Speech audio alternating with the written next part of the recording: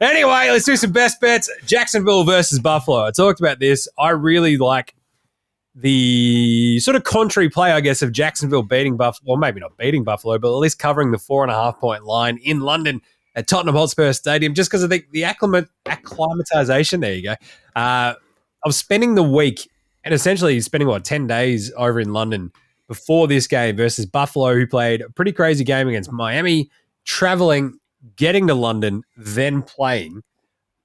I just really like the Jacksonville spot. So Jags plus 4.5, but I think we'll also see a lot of points in this because if the Jags do sort of get the jump on Buffalo, especially with the holes in that secondary, I think they can score pretty handily. The over-under is only 48.5 as well. We know that Buffalo can score. This was the best offense in the NFL last year. So that's $3.70 for those two combined for the plus 4.5 and the over.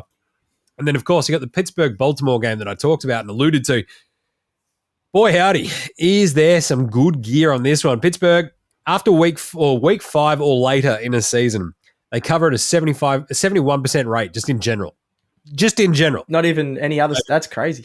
It's like Mike Tomlin realizes what his team is and just plays to his team's strengths. Basically, after week 5, after that first month, yeah, we'll start trying now. Yeah, it's how I've always read the NFL as well, right? Especially since preseason became like a thing of the past. Basically, the first 4 weeks are essentially your preseason. As everybody gets up to speed, your coaches sort of figure out what's working, what doesn't, and that's a really good mark for Tomlin, right? But as a home underdog, Tomlin's 14-3-1. Wow, against the spread. That's 82%, gentlemen. Crazy. Coming off a loss of 7 or more points, they did get smashed last week by Houston in Houston. It's 8-1 against the spread. Oh boy, the underdog in Ravens Steelers is 18-2 against the spread since 2005 when the spread is 3.5 or more.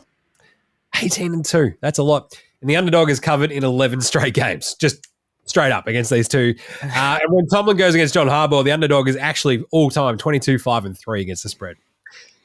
Wow. We're going Pittsburgh plus 4.5. I'm just saying. We're going Pittsburgh plus 4.5. I think you're out of a job, stats guy. Yeah, that was a lot of stats, and they're all backing up that bet. I like it. So I like Pittsburgh. That's probably my favorite bet of the lot. So I do like they're two underdogs, Jacksonville and Pittsburgh. So more than likely one of them will trip me up, but I really like both of them. They're my best bets for the weekend. What about you there, Status guy? Yeah, just quickly, we got some multis that got up the last couple of days. Alex's Champions League one got up, which was awesome. And then the Europa League one got up this morning as well. West Ham, I think it's a record 17 straight Europe wins, which is awesome. So they got me over the line there. Having a look at another Rate My Multi with the Cricket World Cup starting last night.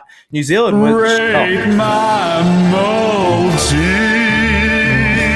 I like it. Like firing it off. Like, Rate My Multis everywhere. I was just going to quickly say before I do my Rate My Multi that New Zealand beat England last night and pretty comfortably. No, didn't beat them. Absolutely obliterated them. And I wasn't, seeing that at all. Now, if you were on New Zealand to win the World Cup from last year, you felt pretty good about this. I realized my dad was on that exact same bet. I think we talked about it on the show, and then the few bets on New Zealand. Mark McCallion is the smartest of all McCallions except for Karen. Okay, yeah. That makes no sense. I'm going to go... Basically means you're last. Yeah. All right. Pakistan, I'm going to go head-to-head against the Netherlands. Obviously, Pakistan, much more depth than the Netherlands. They just snuck into this tournament. Then I'm going to go Afghanistan head-to-head against Bangladesh. You can just go Afghanistan on their own at $2.10. They won the ODI series against Bangladesh just a couple of months ago. They've just got a lot of depth in this in white ball cricket. They've got Rashid Khan, Mujib ur Rahman, and Muhammad Nami, the president they call Nabi.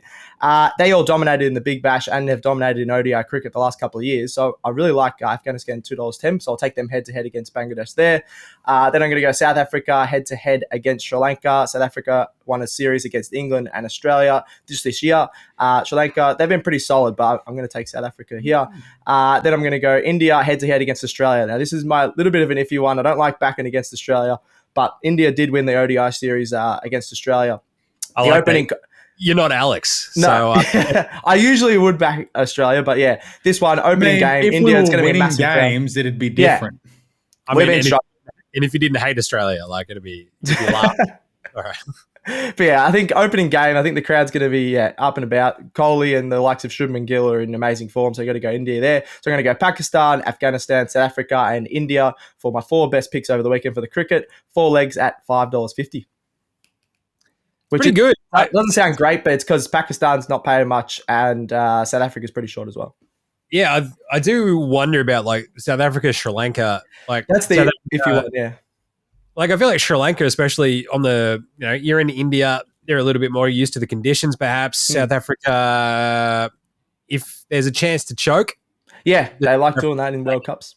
100% of a chance. True. So it's an interesting one though, but it's not like you've obviously made a very good case for each of them. I like the Afghanistan Bangladesh one even. Oh, just get on the Afghanistan head to head. I'm really confident on that one. Head to head. So yeah, I'd agree with the India Australia game. I'd agree with Afghanistan and Pakistan.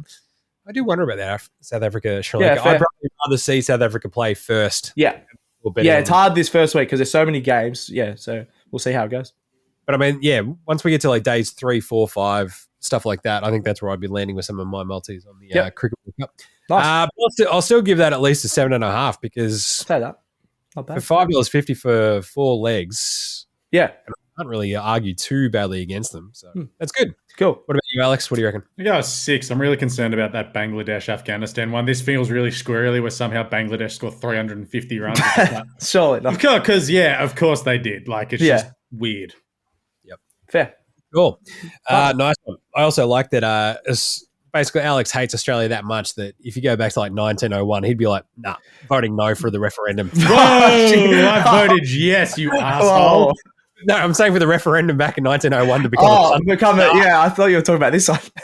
so anti-Australian. He's like, nah. I was about to say, I posted my yes vote. I posted my yes vote yesterday. We are just yes podcast in all parts. Alex is 100% just wanting to like remain a colony of England. He's like, nah. No, I want to be a republic. Screw that.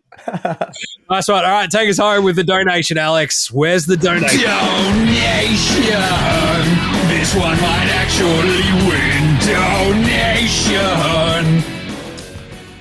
All right, we'll start off with some AFLW. Carlton to beat the Western Bulldogs, the Melbourne Demons to beat the Adelaide Crows, Geelong to beat Essendon, Stats Guys' beloved North to win by 15.5 points or more against Fremantle, so 16 points because there's no such thing as half points. In the cricket, South Africa to beat Sri Lanka, India to beat Australia. And then, of course, we'll move across to some horses. Rosehill Race 6, number 1, NCAP to get the job done. Absolutely thrown in on the handicap ratings at set weights. He should be giving the field at least 8 kilos, and he's only giving them 2. Go across to Rosehill Race 8, number 12, Waterford to Place. Drew a terrible gate last week and didn't run. Draws a much better barrier here and has won all 4 of his 5 races in Australia have been at Rosehill, but we're just going on him to Place. And then we'll go across to Flemington, race 8, number 1, Romantic Warrior.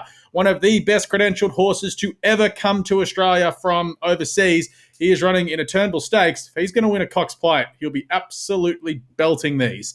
That donation comes to $93.39. And if you want to be arrogant and have Waterford to win, $217.19. Woo. That's the arrogant part? Yeah. All right. Cool. I love that. Yeah. That's good. As I sort of mentioned, though, the South Africa-Sri Lanka one just does give me pause where I'd like even think about like Sri Lanka at the line or whatever, right? So if you get 15.5 runs or something, I was trying to have a look at that. I'm not sure if they're out yet, but if they do come out, I don't mind that, yeah. But otherwise, that's pretty good. Jumping all over the donation. Yeah, I love those AFLW ones, actually, especially, Carlton especially. Dogs have been absolutely horrible, so, yeah, like it, yeah. Yeah. Nice.